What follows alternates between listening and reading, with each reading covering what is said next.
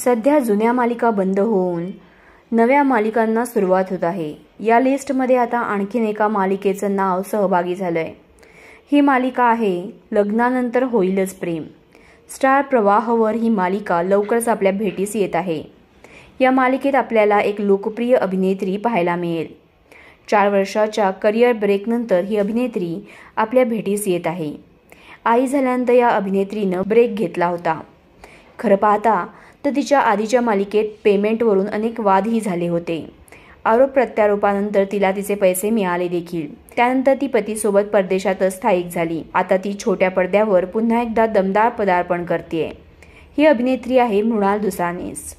मृणाल दुसानीसची शेवटची मालिका होती सुखांच्या सरींनी हेमंत बावरे। या मालिकेत ती शशांक केतकर सोबत झळकली होती। त्यानंतर 4 वर्षांनी ती पुन्हा एकदा आपल्या भेटीस येतेय। खास गोष्ट म्हणजे यावेळी तिच्यासोबत आणखीन एक अभिनेत्री झळकणार आहे। तिचं नाव आहे ठिपक्यांची रांगोळी फेम ज्ञानदा रामतीर्थकर। या दोघींसोबत आपल्याला भाग्य दिले तू मला मालिकेतील विवेक सांगळे आणि पिंकीचा विजय असो या मालिकेतील लोकप्रिय अभिनेता विजय आंदळकर दिसण्याची शक्यता आहे। तर मग तुम्ही नव्या मालिकेसाठी किती उत्सुक आहात?